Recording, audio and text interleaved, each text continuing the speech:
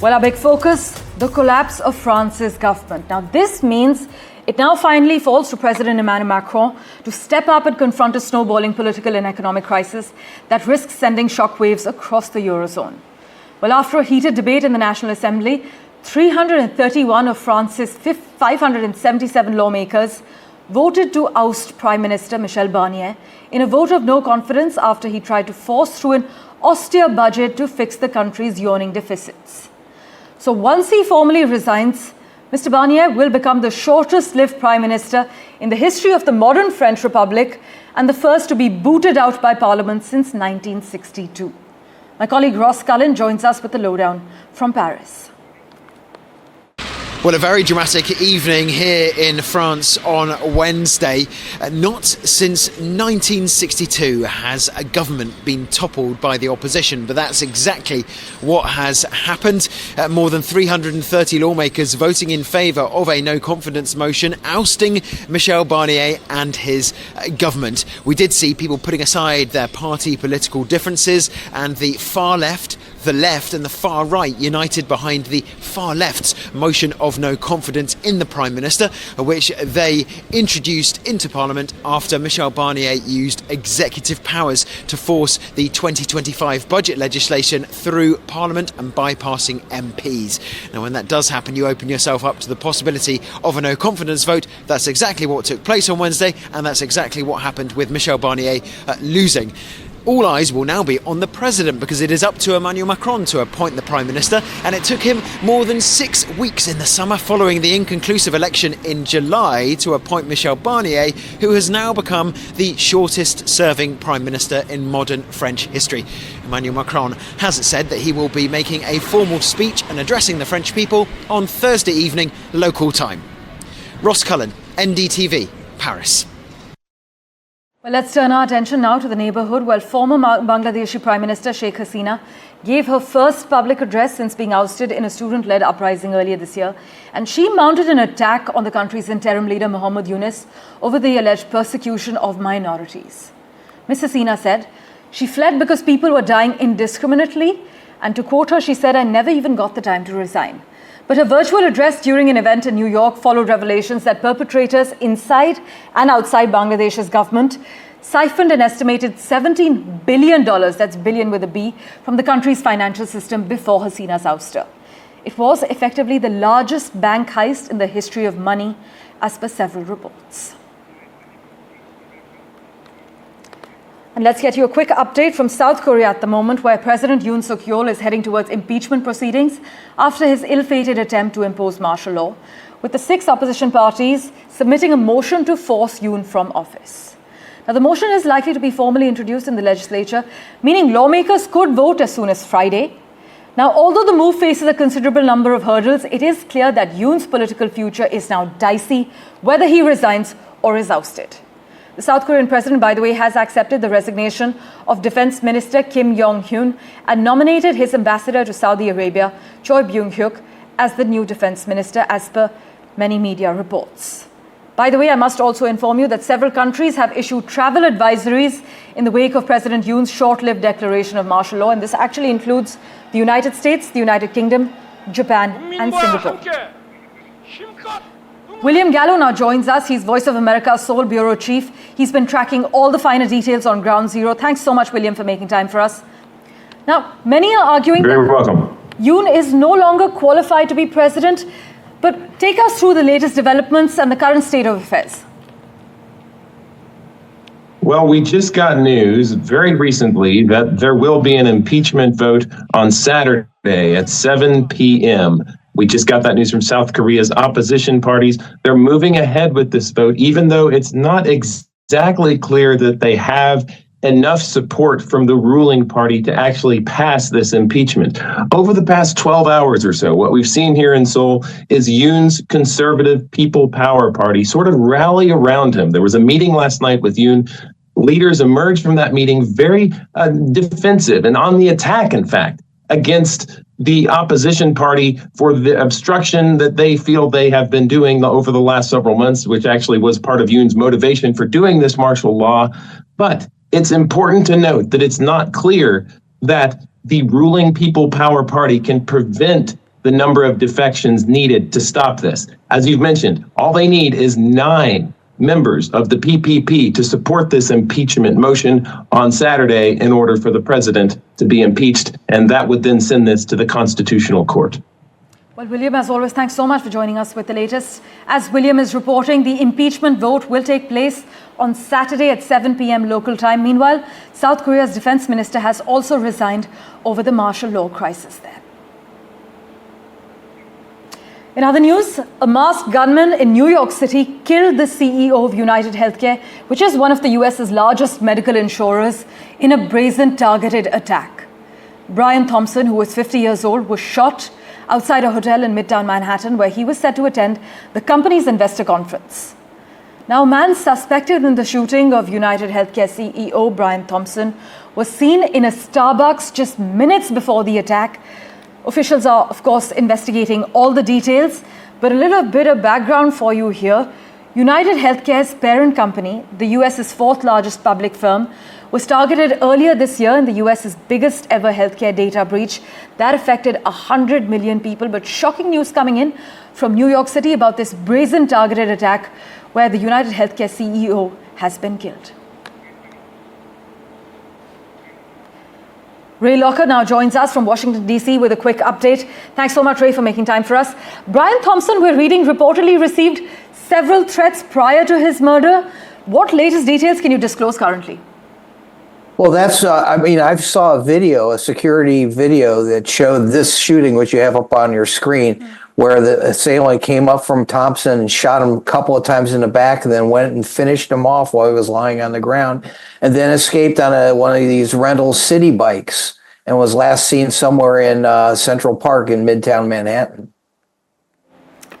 What does this really say about the law enforcement and intelligence on ground in New York City? This is not a small suburb we're talking about. It is New York City, end of the day. Well, it's a big city. I mean, lots of stuff happens there. I find it a very safe city. I've walked around New York at all times of day and night, in particular in Midtown, and feel completely safe, which is something that you probably couldn't say 35, 40 years ago. Right. This was a targeted killing. And so there's not a lot you can do about it when somebody comes out of the shadows armed with a gun and kills somebody who they've obviously been stalking. It's not a random thing. It's not like somebody's shaking you down and mugging you and taking your wallet. It's a targeted killing. Somebody knew Thompson was going to be there and specifically shot him. Ray, thanks so much for joining us with the latest update. Do stay on with us for the next few updates from the United States as well.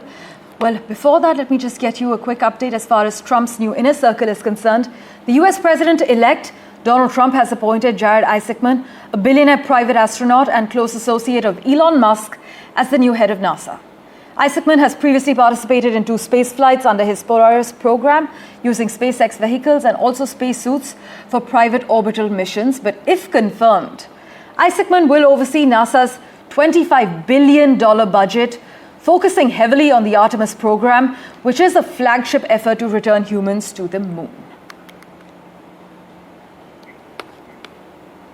Staying with updates from the United States, the Supreme Court is hearing arguments in just its second major transgender rights case, which is a challenge to a Tennessee law that bans gender-affirming healthcare for minors.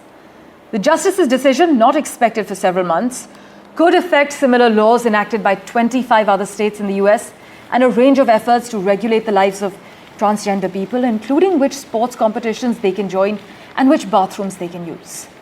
The case is coming before a conservative-dominated court after a presidential election in which Trump and his allies promised to roll back protections for transgender people. Let's go back across to Ray for a quick update. Ray, we're hearing that the Supreme Court's conservative majority seems very likely to uphold Tennessee's ban on gender-affirming care for minors. Anything you're picking up on? Well, that's the same stuff that I'm seeing. And very often the indications from an argument in the court are eventually borne out in the ruling, but sometimes not. I remember when the Affordable Care Act was debated in the Supreme Court, people came out of that and said, the law is done, it's not gonna succeed. And actually there was a majority in favor of the law. So, you may get the impression today that they're gonna uphold Tennessee's law, but they may not. Right, let's wait and see what the US Supreme Court has to say about that. But as always, Ray Locker, thanks so much for joining us with that live update from Washington, D.C. As always, news and updates continue right here on NDTV. Stepping into a very quick break for now.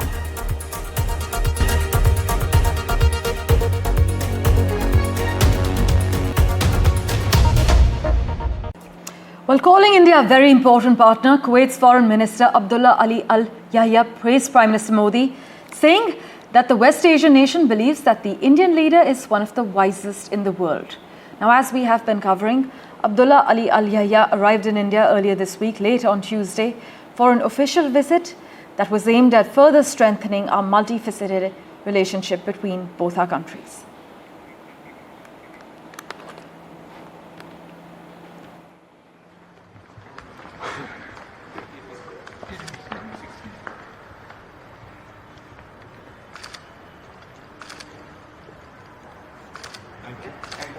Let's turn our attention now to Syria, where rebels battled pro-government forces on the outskirts of Hama, which is a major city in western Syria that has become the latest target of the surprise offensive launched by opposition fighters last week, according to both sides. As far as all the details are concerned, and a recap of all the action and how things escalated, listen into our report.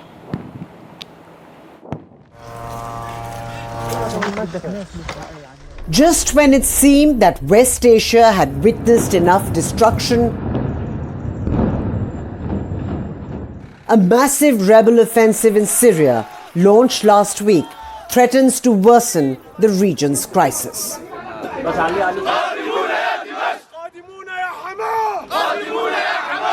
In a shocking and sudden move, rebels led by Hayat Tahrir al-Sham, formerly Al-Qaeda's affiliate, launched an offensive that quickly advanced through northern Syria, capturing large swaths of territory, including parts of Aleppo, one of the largest cities in the war-ravaged countries. Northern Syria has been rocked by a days-long insurgency as fighters swept through villages and towns and advanced into the city of Aleppo. Iran, which is one of Syrian President Bashar al-Assad's strongest allies, has said it will consider any request from Assad for troops to help tackle a sweeping anti-government offensive. Meanwhile, Russia helped the Syrian government launch strikes in the wake of the rebel offensive. For years, President Assad was able to beat back opposition fighters with the help of Russia, Iran and Hezbollah. Just like in any other conflict, this fresh escalation in Syria has thrown life out of gear for innocent civilians, killing hundreds and displacing tens of thousands.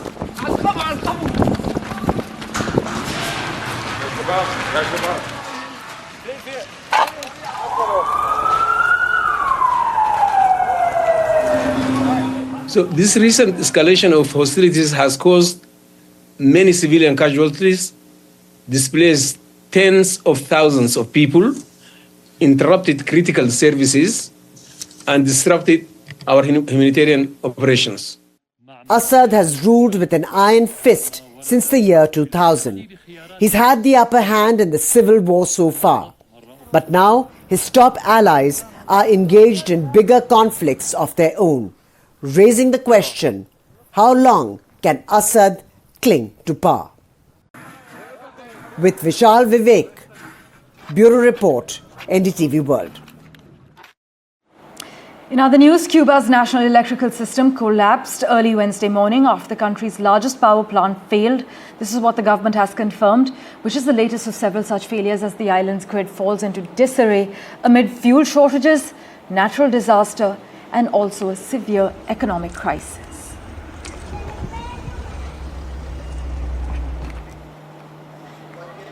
Well, switching tracks, General Motors has announced it will actually book more than $5 billion in losses and write-downs due to the restructuring of its China joint venture.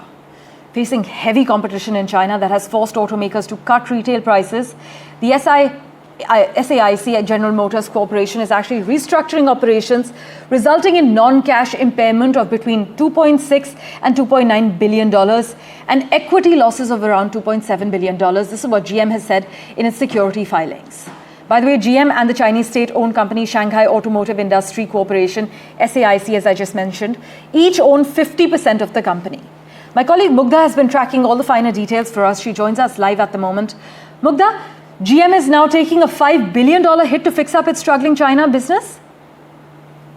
That's correct. That's the what they have filed to the bosses there and declared that they have had to restructure their entire business. And this is not just the case with GM. It is one of the most stark one.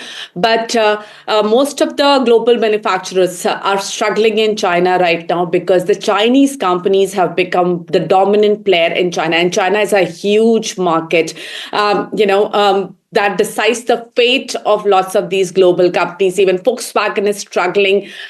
Even the big luxury car makers are struggling. What has happened in China in over the last couple of years is that the local players like BYD, Geely, they have become the dominant player because they are far ahead in their electrification journey. And China has seen a huge shift towards new energy vehicle, which includes your electric vehicles and hybrid vehicles. So companies which are using traditional ICE engines or internal combustion engines, they have been struggling. And just to give you a context, in 2015, GM's market share was 15% of China's market share.